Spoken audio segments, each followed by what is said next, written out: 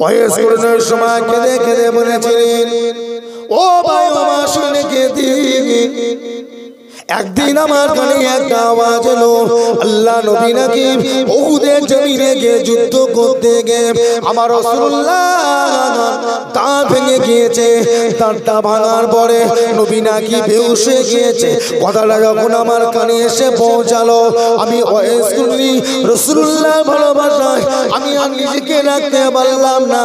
একটা পাথর তুলে পাথরটা নিয়ে মনে মনে চিন্তা করলাম, আমার রাসূলুল্লাহ যদি দাঁত না থাকে আমার কেমন করে দাঁত থাকতে পারে।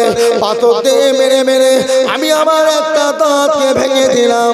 আর দাঁতটা ভাঙার পরে মনের মধ্যে চিন্তা হয়, এই দাঁতটা তো ভেঙে ফেললাম, এই দাঁতটা যদি নবী না ভেঙে অন্য কোনো দাঁত ভাঙে আমার ভাঙাটা বেকার হয়ে যাবে। আবার একটা দাঁত ভেঙে ফেললাম, একটা একটা করে আমার সমস্ত দাঁত আমি ভেঙে ফেলেছিলাম। দাঁতটা ভাঙার পরে আমার শরীরে এত যন্ত্রণা, মুখ দিয়ে এত রক্ত বের হচ্ছে, আমি আর দাঁড়িয়ে থাকতে পারলাম না। জমিনে পড়ে আমি গড়াগড়ি গড়াগড়ি গুটোমাটির গুটোমাটি গড়াগড়ি গড়াগড়ি খেতে লাগলাম। ও ভাই আমার শুনে কেঁদে আমি জমিনে পড়ে বেহুশ হয়ে গেলাম। আল্লাহ পাক যখন আমাকে হুঁশ ইনায়েত করলেন, আমার যখন জ্ঞান এলো, আমি দেখি একা পড়ে আছি, আমার পাশে কেউ নাই। আমি চেয়ে চেয়ে চেয়ে চেয়ে দেখি আর আল্লাহর কাছে কেঁদে কেঁদে বলি, আল্লাহ পাক, ও রব্বুল আলামিন, আল্লাহ পাক, আমি একা পড়ে আছি। এই বিপদের সময় আমার কাছে কি কেউ আসবে না? আমাকে সান্ত্বনা দেওয়ার মতো, আমার পাশে দাঁড়াবার মতো কি কেউ আসবে না? এই চিন্তা করে করে আমি কাঁদতে লাগলাম। ও ভাই আমার, এইভাবে কাঁদতে কাঁদতে আমি চারিদিকে চেয়ে চেয়ে দেখি, হঠাৎ করে দেখতে পাই আমার মাথা থেকে আমাকে সান্ত্বনা দেওয়ার জন্য, আমাকে সান্ত্বনা দেওয়ার জন্য আমার আল্লাহ পাক অন্য কাউকে না, স্বয়ং আমার রাসূলুল্লাহকে আমার আল্লাহ পাঠিয়ে দিয়েছে। জোরে বলো, ও ভাই ওমর, ও হযরতে ওমর, একবার দুবার নয়, আল্লাহ পাক আমার নবীর সঙ্গে আমার প্রত্যেক দিন 3 থেকে 4 বার করে দিদার করাতেন। জোরে বলো, একবার জোরে হবে না? সুবহানাল্লাহ। তার নবীর সঙ্গে যখন আমার ঘরে দিদার হচ্ছে, তাহলে আমি আজ যে কি করি, ওই জন্য আমি আজ যাই। নবী যখন আমার কাছে আসছে, তাহলে আমি আজ যে কি করি, ওই জন্য আমি আজ যাই। আমার ভাইরা এই রকম প্রেম করেন, মজা আছে, রং তামাশা ছাড়ে। এই যুবকেরা, রংবাজি মস্তানি ছাড়ো।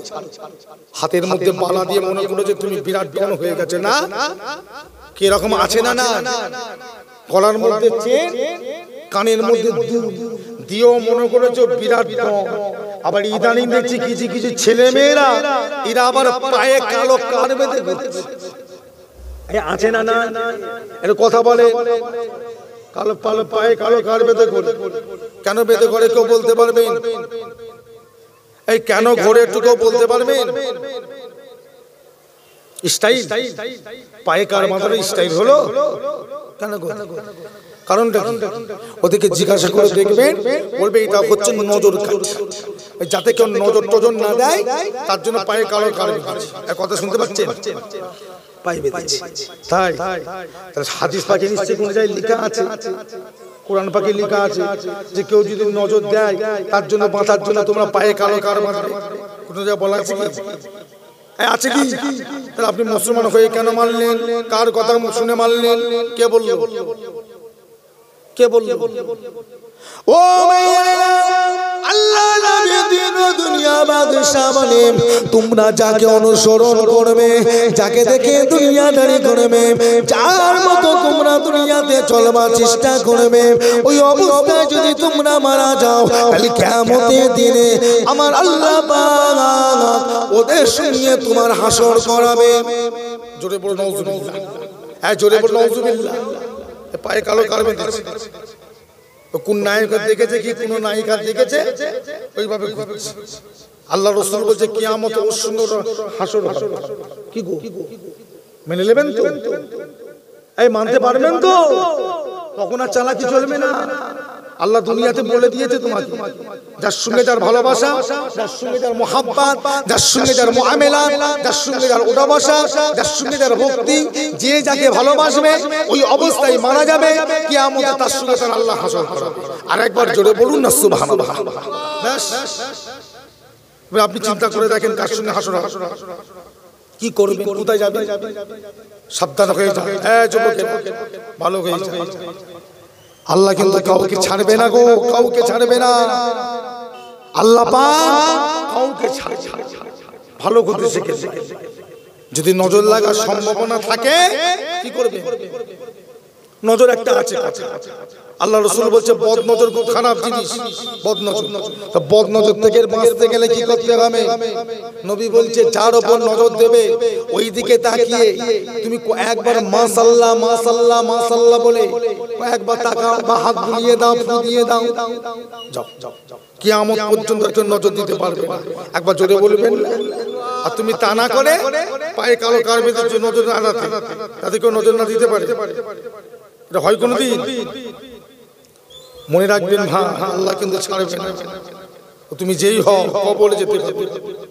রাসূলুল্লাহ হেঁটে হেঁটে যাচ্ছেন, সামনে মা আয়েশা খাদিজার ঘর পড়ে গেছে।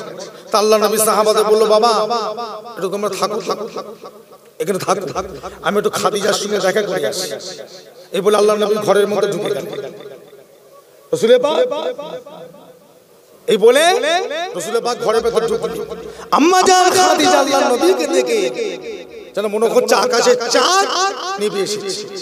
এত খুশি হলেন, এত আনন্দ পেলেন, আল্লাহ নবীকে হাতটা ধরে আদর করে দিয়ে বিছানায় বসিয়ে দিলেন। একবার জোরে বলুন না সুবহানাল্লাহ। নবী পাক হাতটা ধরে বসিয়ে দিয়েছে।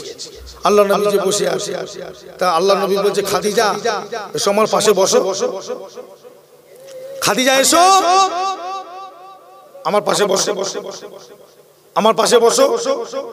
তো রাসূল পাকের পাশে আম্মা জান খাদিজা এসে বসে আছে।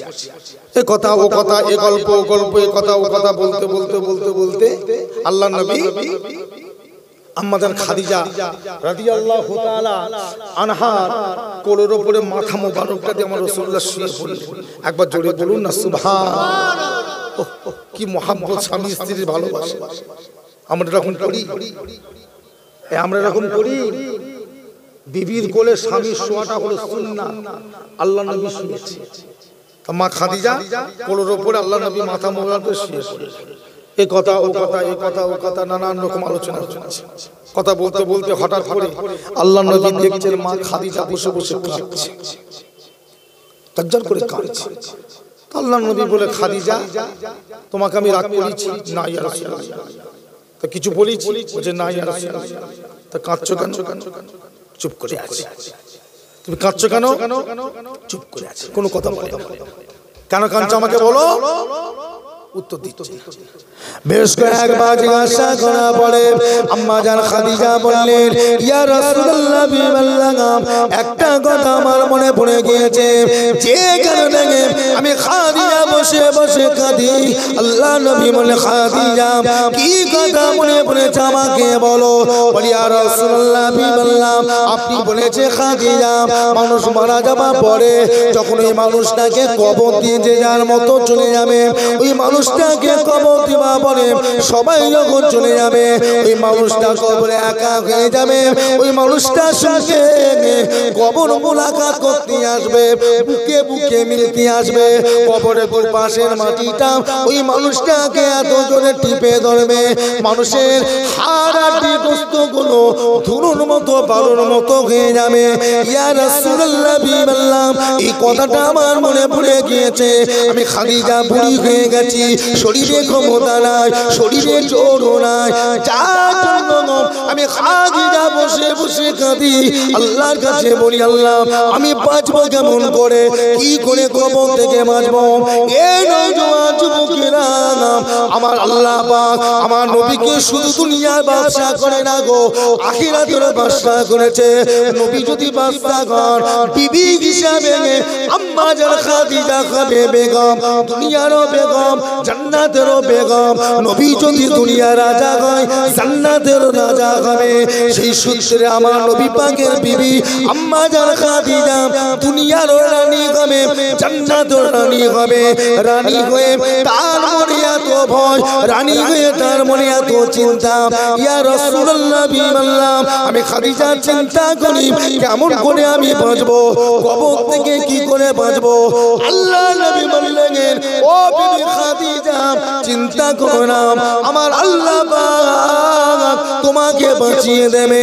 বলি ইয়া রাসূলুল্লাহ, সবই আমি জানি, সবই আমি বিশ্বাস করি, তবে একটা কথা আমি বিবি হিসাবে আপনার কাছে একটা আশা রাখবো। আল্লাহ নবী বলে, খাদিজা কি আশা রাখবে বলো।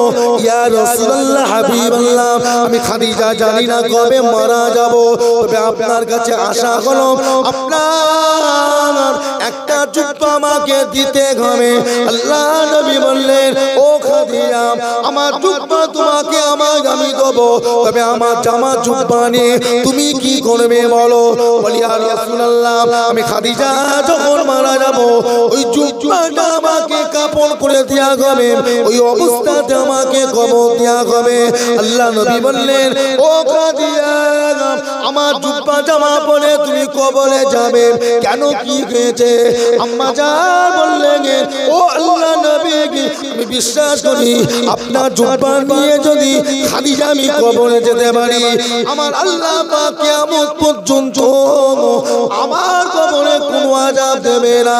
আল্লাহ নবী বললেন, ও খাদিজা আমাকে আগে বলো আমার জুব্বাতে এমন কি আছে যে তোমার কবরে আযাব হবে না। বলি ইয়া রাসূলুল্লাহ, আপনার জুব্বাতে আপনার শরীরের খুশবু আছে, ঘামের খুশবু আছে, ওটা যদি আমার শরীরে লাগে আমার আল্লাহ পাক কিয়ামত পর্যন্ত আমার কবরে আযাব দেবে না। জোরে বলো, একবার জোরে হবে না। আল্লাহ নবী বলে, খাদিজা তোমার মনে যখন এতই বিশ্বাস, আমি তোমার স্বামী, আমি নবী কথা দিলাম আমার জুব্বাটাই আমি তোমাকে দিয়ে দেব। একবার জোরে বলবেন না? যাও তুমি মরে যাবার পর আমার শরীরের জুব্বাটাই তোমাকে আমি কাফন করে দেব। আম্মা জান খাদিজা কান্না বন্ধ করে খুশি হয়ে গেল। খুশি হয়ে গেলে দুনিয়া জমিনে আল্লাহর নবী দুজনকে জুব্বা দিয়েছিলেন। একটা নাম বললাম কার? কথা বলেন হযরতে ওয়াইস কুরুনি। আর দ্বিতীয় নাম্বার কাকে দেবেন বললেন? মা খাদিজা। এছাড়া পৃথিবীর ইতিহাসে আল্লাহ রাসূল জীবন কাউকার কোনদিন জুব্বা নিজে হাতে দেন দুজনকে দিয়েছে, মা খাদিজা ওয়াইস কুরুনি। আল্লাহ নবী বলে, খাদিজা যাও তুমি কেঁদো না, আমি তোমার স্বামী, আমি নবী কথা দিচ্ছি, তুমি ইন্তেকালের পরে আমার জুব্বাই তোমার কাফন হবে। একবার জোরে বলুন না সুবহানাল্লাহ। যাও চিন্তা করো, কান্না বন্ধ হয়ে গেল। নবীর বিবি বলে নবী পাক দিয়ে দিলেন। আর সোহায়ের উম্মতগুলো নবীকে এত ভালোবাসে, নবীর জন্য এত কাঁদে, নবীকে এত ভালোবাসে, হাগো আমাদেরকে কি নবী পাক দিয়ে দিলেন? কথা বলেন না কেন? আমাদেরকে কি নবী পাক বাদ দিয়ে দিলেন? তাহলে আমাদেরকে জুব্বা দিয়েছে, দেয় না? তাহলে আমাদেরকে বাদ দিয়ে দিয়েছে? কথা বলে না। আমি বলছি আমাদেরকে কি জুব্বা দিয়েছে? দেয় না। তাহলে আমাদেরকে কি বাদ দিয়ে দিয়েছে? বাদও দেয় না। তাহলে দিয়েছে, বুঝেন না? বাদ দিয়েছে, বুঝছেন? তো কি করে হয়? দুটো আবার হয়, যেখানে একটা তো হবে, হয় দিয়েছে আর না হয় কথা বলুন, কথা বলেন, হয় দিয়েছে বাদ দিয়েছে, কোনটা করেছে? একটাই কথা হবে, আমরা জানি না, আমাদের জানা চাই। মদিনার মসজিদের নববী শরীফের ভিতরে আল্লাহ নবী সাহাবা কেরাম দিলে বসে আছে। একজন সাহাবা বসে বসে কাঁদে। আল্লাহ নবী জিজ্ঞাসা করলেন, ও বাবা সাহাবা কি হয়েছে তোমার, কেন কাঁদো? সাহাবা হুজুর জবাব দিয়ে, ইয়া রাসূলুল্লাহ, ইয়া হাবিবাল্লাহ, হুজুর আমি চোখে দেখতে পাই না, মন আমার চায় চাঁদ মুখটা আমি একবার দেখবো, আমি চোখে কানা দেখতে পাই না, এই জন্য মনে দুঃখে বসে বসে কাঁদি। আল্লাহ নবী বললে, বাবা আমার কাছে এসো। সাহাবা হুজুর কাছে এসে যখনই বসেছে, আল্লাহ নবী নিজের শাহাদাত আগুনটাকে নিয়ে গালের মধ্যে ভরে দিয়ে একটু থুতু বের করে সাহাবা হুজুর দুটো চোখে লাগিয়ে দিয়ে বললেন, বাবা সাহাবা বিসমিল্লাহ বলে চোখটা খোলো। যখনই বিসমিল্লাহ বলে চোখটা খুলেছে, ওই অন্ধ সাহাবাটা সর্বপ্রথমে আমার নবী চাঁদ মুখটা দেখতে পেয়েছেন। জোরে বলো, কি লাগালে? থুতু মুবারক, চোখ ভালো হয়ে গেছে। অন্ধ সাহাবা থুতু লাগিয়ে দিয়েছে, চোখ আবার একজন বসে বসে খাচ্ছে। আল্লাহ নবী বলছে, ও কাঁদছে কেন? পাঁচ থেকে একজন সাহাবা বলছে, হুজুর কথা বলতে পারে না, তাহলে কাঁদছে কেন, কি হয়েছে? এদিকে এসো। বলে যে কথা বলতে পারে না, হাবা হাবা সাহাবা বুবা। আল্লাহ নবীর সামনে বসিয়ে দিলেন। নবী জিজ্ঞাসা করলে, বাবা কি হয়েছে তোমার, কাঁদছো কেন? তো ইশারা করে দেখাচ্ছে, হুজুর আমি কথা বলতে পারি না, সবাই আপনার সঙ্গে কথা বলে, মন আমার চায় আমিও কথা বলবো, কিন্তু পারি না। আমি বুবা যে হাবা কথা বলতে পারি, তা কি হবে এখন? কি হবে? হাও হাও করে কাঁদছে, মন চাই যে কথা বলবো। রাসূলুল্লাহর পাশে অনেক খেজুর ছিল, খেজুর একটা খেজুর তুললে আল্লাহ নবী গালের মধ্যে দিলে, ভালো করে চিবালে, চিবিয়ে ভর্তা করলে, গাল থেকে বের করে বুবা সাহাবাটার গালে ভরে দিলেন, দিয়ে ইশারা করলেন, বাবা খেয়ে নাও। সাহাবা হুজুর খেয়ে নিলেন। আল্লাহ নবী ইশারা করে বললেন, বলো তো বাবা আল্লাহ, বলো তো আল্লাহ। যখনই বলতে বললেন, বুবা সাহাবাটা মদিনার মসজিদে সবার সামনে পরিষ্কার আল্লাহকে ডেকে উঠলেন। একবার জোরে বলবেন, কি দিলেন? খেজুর। খেজুর কি দিলেন? খেজুরের লালা। কথা শুনছেন না? হাজী সাহেবরা বসে আছে, হজে গেছে, বদর মাঠে একটা কুয়া আছে, হাজী সাহেবরা দেখেছে। হাজী সাহেব নাকি আপনি আছেন? একটা কুয়া, যে কুয়াটার নাম হচ্ছে বীরে শেফা। আছে তো বীরে শেফা। ওই কুয়াটার ফজিলত, বদরের মাঠে একটা কুয়া আছে। আল্লাহ নবী যখন বদর যুদ্ধে গিয়েছিলেন না, রমজান শরীফ মাস তো সাহাবারা রোজা রেখেছে, এখন ইফতারি পরে খুঁজছে কুয়া, পানি খুঁজতে, পানি নেই, পানি খুঁজছে, পানি নাই, মরুভূমি আর পাহাড়ে লাগা, পানি পাবে কোথায়? তা খুঁজে খুঁজে একটা কুয়া পেয়েছে। কুয়া থেকে পানি তুলে পানি খেতে যাচ্ছে, এত দুর্গন্ধ, এত নোংরা, খাওয়া যাচ্ছে না। এত দুর্গন্ধ, এত নোংরা, পানিটা খাওয়া যাচ্ছে না। তা আল্লাহ নবী বললেন, বাবা, এই সাহাবারা বললেন কি করা যাবে, চলো নবীর কাছে যাই। নবীকে এসে অভিযোগ করি, ইয়া রাসূলুল্লাহ, একটা কুয়া পেয়েছি, এত নোংরা আর এত দুর্গন্ধ, পানি খাওয়া যাচ্ছে না। নবী বললেন, কোন জায়গায় আমাকে নিয়ে চলো। আল্লাহ নবীকে সবাই সাথে করে নিয়ে গেলেন। আল্লাহ নবী কুয়াটার পাশে গেলেন, কুয়ার দিকে মুখটা করে থুতু ফেলে দিলেন, দিয়ে বললেন, বাবা পানি তোলো। সাহাবারা পানি তুললেন, বাবা পানিটা খাও। সাহাবারা খেয়ে বলে, ইয়া রাসূলুল্লাহ, এত সুস্বাদু, এত সুন্দর পানি আমরা পৃথিবীতে কোনোদিন খাইনি। একবার জোরে বলো, কি দিলেন? থুতু মুবারক। রাসূলুল্লাহ থুতু ফেলে দিচ্ছে, থুতু মুবারক। দেখলেন? এই বীরে শেফা মক্কা শরীফে আছে।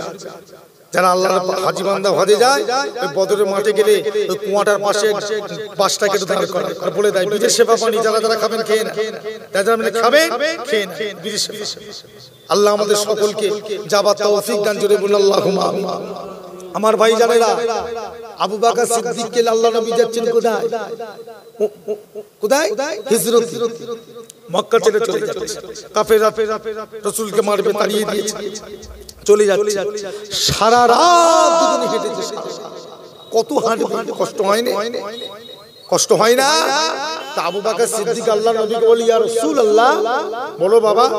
বলছে, হুজুর আর হাঁটার দরকার নেই, চলে, সকাল হয়ে যাচ্ছে, আমরা রেস্ট, ঝোপে জঙ্গলে কোন জায়গায় গিয়ে রেস্ট নেই, আমাদের রেস্টও হবে, আর মক্কার কাফেররা দিনের আলো তো আমাদের খুঁজে পাবে, আমরা লুকিয়ে থাকি। আল্লাহ নবী রাজি হয়ে গেলেন, চলো বাবা আবু বকর, তাই চলো। খুঁজে খুঁজে খুঁজে খুঁজে একটা গুহা পেলেন, গর্ত পেলেন, গুহা। আল্লাহ নবী গেলে আবু বকর গুহার ভেতর ঢুকলে, তা আবু বকর সিদ্দিক আল্লাহ নবীকে বসার জায়গা দিলেন। নবী পাক বসে আছেন, আবু বকরও বসে আছে। তা আবু বকর নবী পাকের চাঁদ মুখের দিকে চেয়ে মায়া লাগছে, আল্লাহ সারাদিন নবী কত হাঁটা হেঁটেছে আল্লাহ, আর সারাদিন যদি আবার এইভাবে বসে থাকে আমার নবীর কি কষ্ট হতো। তা আবু বকর বলে ফেলেন, ইয়া রাসূলুল্লাহ, হুজুর আপনি আর বসে থাকবেন না, আমার কোলের উপরে আপনি একটু মাথাটা দিয়ে শুন না, একটু ঘুমান না হুজুর। আর আমি আবু বকর, আমি পাথরের গায়ে হেলান দিয়ে আমি একটু ঘুমাবো, আপনি আমার কোলে ঘুমান। আল্লাহ নবী শুনে নিলেন, আবু বকরের কোলে বসিয়ে পড়লেন। একবার জোরে বলুন না সুবহানাল্লাহ। আবু বকর সিদ্দিক ঘুমান আসেন, নবী ঘুমিয়ে পড়েছে। আবু বকর ঘুমাচ্ছে, নবী কোলে শুয়ে থাকলে আর ঘুমাচ্ছে। কথা বলে না, নবী পাক কোলে শুয়ে থাকলে আর ঘুম আসে কি? তা আবু বকর সিদ্দিক চুপ করে বসে আছে। সকাল হয়ে যেতে আলো যখন পরিষ্কার হয়ে গেছে, আবু বকর দেখছে হায় রে সর্বনাশ, এই গর্তের ভিতরে এত গর্ত, গুহার ভিতরে এত গর্ত, যদি কোনো পোকামাকড় থাকে তাহলে নবীকে কামড়ে দেবে, রাসূলুল্লাহকে কামড়ে দেবে, কি করা যাবে? আবু বকর নিজের পাগড়িটা ছিঁড়ে সব গর্তগুলো আঙ্গুল দিয়ে কাপড় ঢুকিয়ে দিয়ে সব বন্ধ করেছে। কাপড় শেষ হয়ে গেছে, একটা মাত্র গর্ত বাকি, আর কাপড় নাই। শুনছেন তো, একটা মাত্র গর্ত বাকি আর কাপড় নাই। আবু বকর শুনতে গেল আল্লাহ কি করব, তা পাটা বাড়িয়ে দিয়ে একটুখানি গুড়ালি দিয়ে টিপে চুপ করে বসে আছে। এক কোলে নবী শুয়ে আছে, আর একটা পা বাড়িয়ে কি করলে গর্তটাকে বন্ধ করে চুপ করে বসে আছে। আর গর্তের ভিতরে ছিল একটা বিষাক্ত সাপ। ও বেরোবার চেষ্টা করে যখন পারে না, আবু বকরের পায়ে কামড়ে দিয়েছে। ব্যাস, সাথে সাথে আবু বকরের শরীরটা একদম বিষক্রিয়া হয়ে সবুজ হয়ে যেমন জ্বালা তেমন যন্ত্রণা। আবু বকর চুপ করে বসে আছে। নবীকে বলবো না, কিন্তু আর হচ্ছে না, ফেটে যাচ্ছে শরীর, যন্ত্রণা জ্বালা আর পাচ্ছে না। এই আবু বকরের অবস্থা দেখে নবী ঘুম ভেঙে গেল, উঠে পড়েছে। কি হয়েছে বাবা, কাঁদছো কেন? চুপ করে আছে। বাবা আবু বকর কি হয়েছে? চুপ করে আছে। বলি ইয়া রাসূলুল্লাহ, আমার পায়ে সাপে কামড়েছে। কোথায় দেখি তো বাবা? কোন জায়গায়? ও মেয়েরা, এই নওজোয়ান যুবক তরুণরা, হযরত আবু বকর যখনই দেখালেন আল্লাহ নবী শাহাদাত আগুনটাকে নিয়ে একটু তুতুলালা বের করে ওই কাটা জায়গাটায় লাগিয়ে দিলেন। আবু বকর বলে, লাগাবা, সাথে সাথে আমার শরীরে যত জ্বালা যন্ত্রণা ছিল আমার আল্লাহ পাক সঙ্গে সঙ্গে ভালো করে দিয়েছেন। জোরে বলো, কি লাগালে? থুতু মুবারক। নবী পাকের থুতুর ক্ষমতা দেখছেন তো, রাসূলের পাকের থুতুর মুবারকের পাওয়ার দেখছেন তো। এত কিছু তো বললাম, কিন্তু আমাদের জন্য কিছু দিয়ে গেলেন। আমি কি বলিস এখনো? এই কথা বলে সব তো সাহাবাদের দিয়ে দিলেন, আম্মা জানদের দিয়ে দিলেন, নবীর সব দিয়ে দিলেন। আর সহায় মানুষগুলো এত বয়স হয়ে গেল, নবী নবী নবী নবী করে আমরা পাগল, নবী নবী নবী নবী করে আমরা পাগল। আমাদের নবী আমাদেরকে কি দিয়ে গেলে? একটু কথা বলে, আমাদের নবী আমাদেরকে কি দিয়ে গেলে? কি দিয়েছে? কথা বলে যে কুরআন শরীফ আর কি রোজা আর যাকাত আর হজ আর দান খায়রাত, এই তো বলবেন, এর বেশি বলতে পারবেন না আমি জানি। ও মা খাদিজাকে দিয়েছে, ও আবু বকরকে দিয়েছে, ওমরকে দিয়েছে, উসমানকে দিয়েছে, আলীকে দিয়েছে, আর সুহাইর মানুষগুলোকে একই জিনিস দিয়েছে। ওটা বলছি না, আমি বলতে চাইছি মা খাদিজাকে যেমন কুরআনও দিয়েছে, নামাজও দিয়েছে, রোজাও দিয়েছে, হজও দিয়েছে, পাশাপাশি কবর থেকে বাঁচার জন্য রাসূলুল্লাহ জুব্বা দিয়েছে। আমি এটা বুঝাতে চাইছি, এরকম কি আমাদের দিয়েছে? বলবেন তো, এরকম কি আমাদের দিয়েছে? তাই না? না বললে কিন্তু নবীকে কিন্তু মিথ্যাবাদী করা হবে না। তো আমি কি বলতে বললাম? জানি, আমরা জানি, আমরা বলতে দিয়েছেন, আমরা জানি। তাহলে খুঁজে দেখা যাক কোথায় দিয়েছেন, চলেন খুঁজে দেখা যাক। আল্লাহ পাকে নবী কাবা শরীফটাকে তওয়াফ করেন। কাবা তওয়াফ করতে হয়, কবার ঘুরতে হয় 7 বার। নবী ঘোরার পরে 7 বার যখন কমপ্লিট, এবারে পাশে আবার এক জায়গায় গিয়ে দৌড়তে হবে। ওই জায়গাটার নাম হলো সাফা আল মারওয়া, সাফা মারওয়া। ওই জায়গায় গিয়ে আবার কি করতে হয়? দৌড়তে হয় 7 বার। মুখের কথা দৌড়তে হয় 7 বার, মুখের কথা নয় বাবাজি। এখান থেকে সোহাই বাজার ছেলেকে হাজির ছেলে, ওসব আমার আল্লাহ পাক জানেও না, আর আল্লাহ পাক দেখতেও জানে। আল্লাহ বান্দাকে ডাকবে, দুনিয়ায় পাঠিয়েছিলাম, এই এই আদেশ হুকুম তোমার উপর করেছিলাম, কি করেছো, কতটা করেছো, কত নামাজ পড়েছো, কত রোজা রেখেছো, আমি আল্লাহর আদেশের উপরে নিয়মের উপর কতটা চলেছো, শরিয়াতের উপর কত চলেছো, হারাম হালাল পাক নাপাক জায়েজ নাজায়েজ গুলো কেমন করে মেনেছো, এটা আল্লাহ পাক দেখবে, অন্য কিছু দেখবে না। আমার ভাই জানেরা, বাবাজিরা, মুরব্বিরা, তাই আপনাদের একটা কথা বলে দিই, সামান্য দুনিয়া কয়েকটা বছর বাঁচবো, রং তামাশা করে, রংবাজি করে, দুনিয়ার সুন্দর দুনিয়াটাকে নষ্ট করে কবরে গিয়ে শান্তি পাবে। আল্লাহ নবী বলছে সবচেয়ে কঠিন জায়গা হলো, সবচেয়ে কঠিন, হাসরের মাঠের থেকেও কঠিন। নবী বলছে সবচেয়ে কঠিন হলো কবর। এই কবর থেকে আপনারা বাঁচবেন কি করে? কে বাঁচাবে? কে আছে?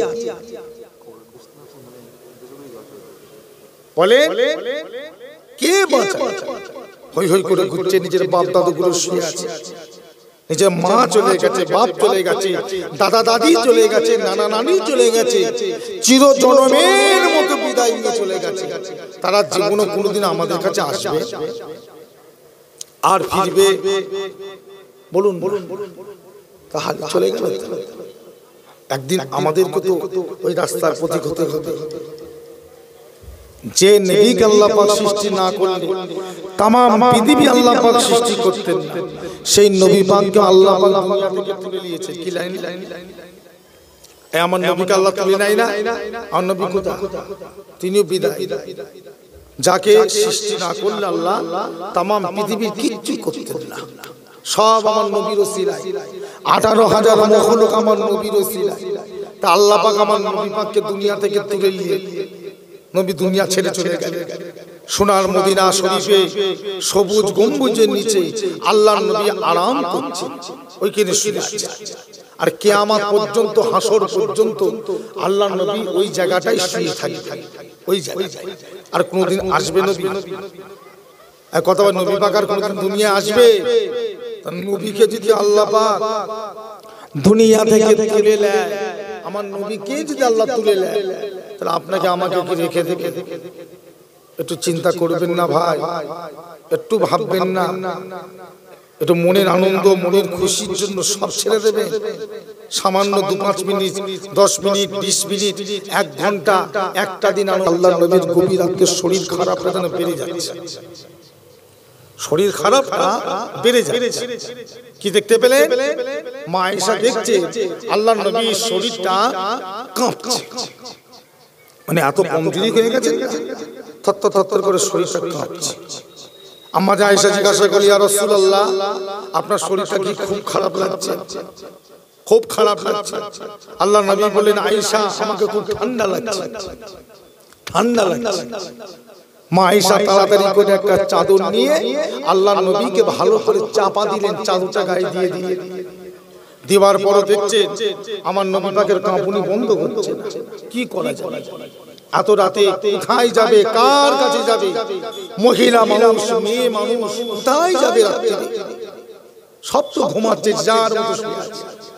আম্মা জান হযরত আয়েশা, বুখারী শরীফের হাদিসের মধ্যে এসেছে, আল্লাহ রাসূলকে জড়িয়ে ধরে, দুটো হাত দিয়ে জড়িয়ে ধরে বিছানা থেকে টেনে তুলে নিজের বুকের উপর আল্লাহ নবীকে শুতে বললেন। একবার জোরে বলুন না সুবহানাল্লাহ। অর্থাৎ মা আয়েশা বসে আছেন আর আল্লাহর নবী আম্মা জানের সিনার উপর হেলান দিয়ে মাথা মোবারকটা ঠেকে চুপ করে শুয়ে আছে।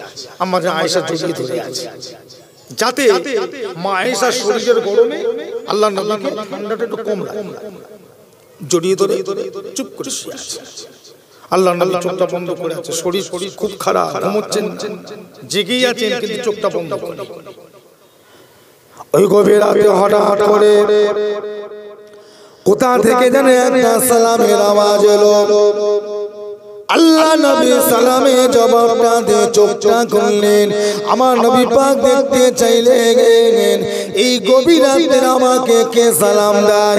আল্লাহ নবী চোখটা খুলে দেখলেন অন্য কেউ নয়, হযরতে জিবরাইল আমিন এসে আমার রাসূলুল্লাহর ঘরের ভিতরে দাঁড়িয়ে আছে। জোরে বলো।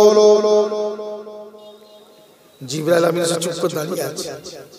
আল্লাহ নবী মুখের দিকে তাকিয়ে জিজ্ঞাসা করলেন, জিবরাইল এত রাতে আমার বাড়িতে কি খবর ভাই?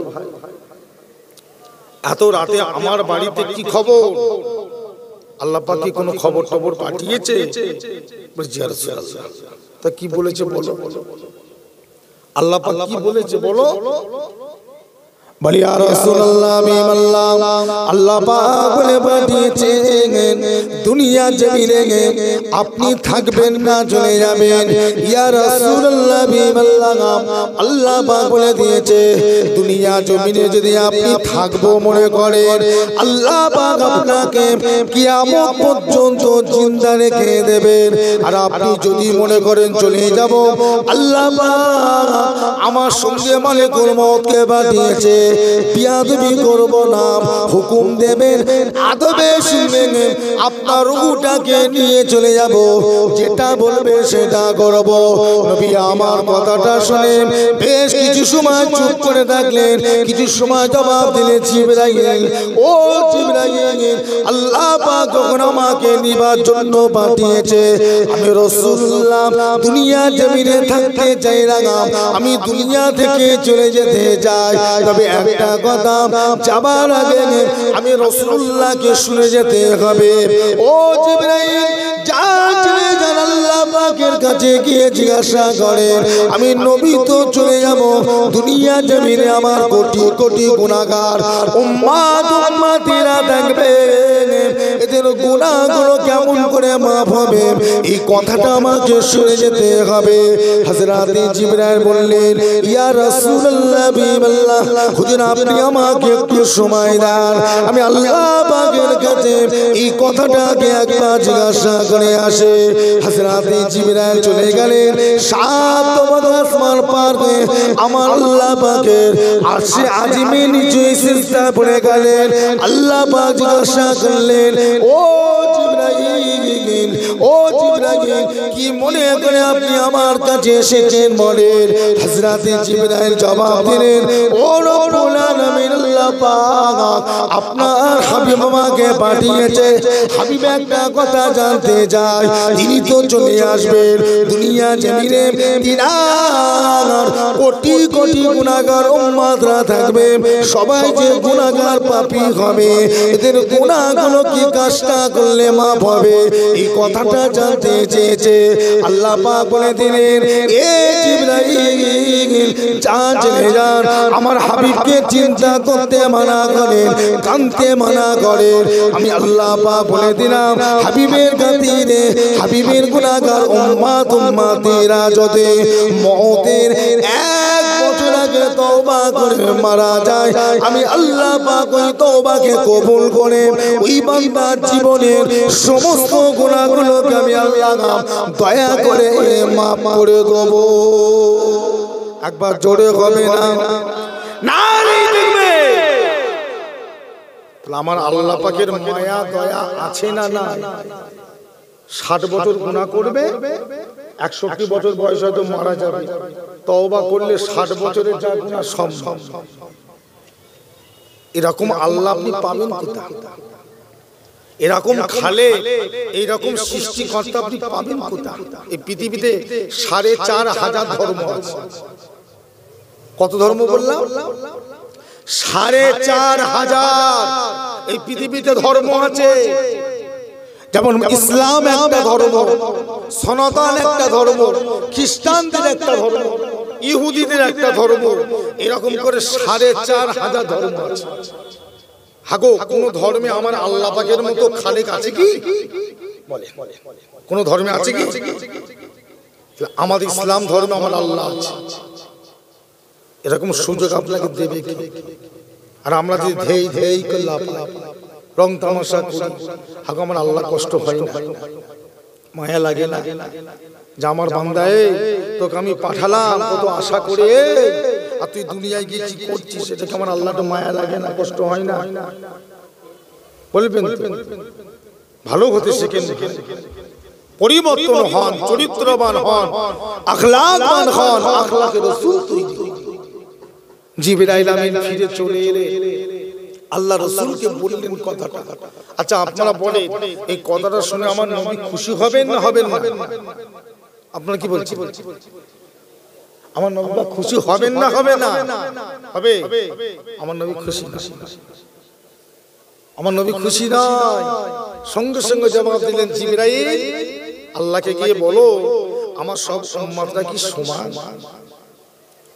জানো না আমার সব উম্মত সমান নয়, আর সবাই একই সময় মরবে না। অনেক উম্মত দেখা যাবে আজকে তওবা করে 1 বছর পরে মরবে, আবার অনেক উম্মত দেখা যাবে আজকে তওবা করে 1 বছর আগে মরবে। যারা আগে মরবে তাদের নাই মা, আর যারা পরে মরবে তাদের কি হবে? তাহলে আমার সব উম্মত সমান নয়। তাহলে এর দ্বারা আপনারা কি শিক্ষা পেলেন? এর দ্বারা আপনারা কি শিক্ষা পেলেন?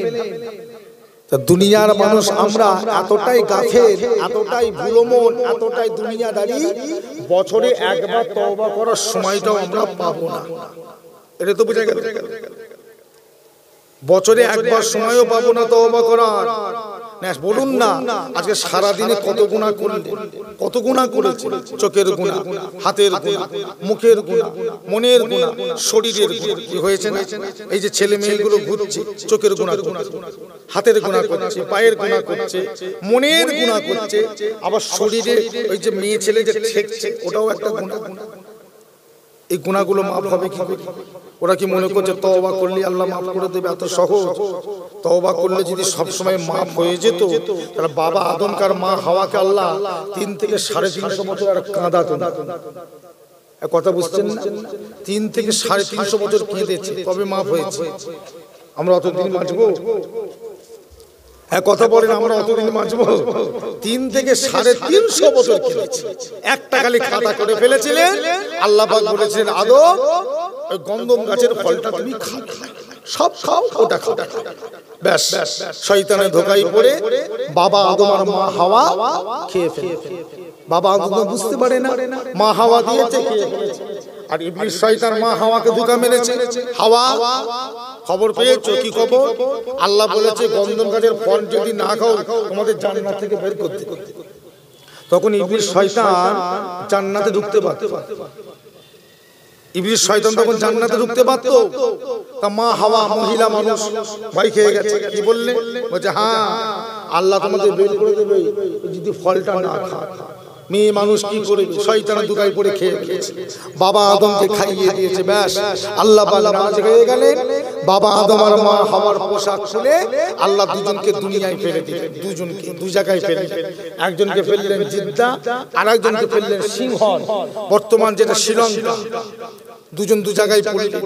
অন্ধকার, তখন পৃথিবীতে সূর্যের আলো হয় না, তখন পৃথিবীতে চাঁদের আলো ছিল না। অন্ধকার পৃথিবী, অন্ধকার জগৎ। বাবা আদম আর মা হাওয়া হাতড়াচ্ছে অন্ধকারে, কেউ কাউকে খুঁজে পাচ্ছে না। আর পাগলের মতো খুঁজছে আর কাঁদছে আর বলছে আল্লাহ আমাদের বাঁচাও, আল্লাহ আমাদের বাঁচাও। কোথায় এসেছি? আল্লাহ আমাদের বাঁচাও। 3 থেকে 350 বছর পর আল্লাহ পাক তাদের দোয়া কবুল করলেন।